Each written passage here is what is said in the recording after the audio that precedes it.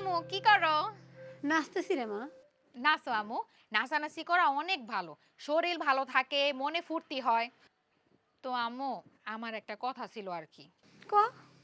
এই যে আশেপাশে এত বিয়া শাদী হইতেছে, হ্যাঁ, এত বিয়ে শাদী হইতেছে তো। তো আম্মু আমার কি একটা বিয়ে শাদী করা? কি হইলো? থাইমা গেলি যে? বিয়া শাদীর কথা কি কইতাছিলি ক? না তো আম্মু, আমি তো অবশ্যই আমার বিয়ে শাদীর কথা বলতেছি না।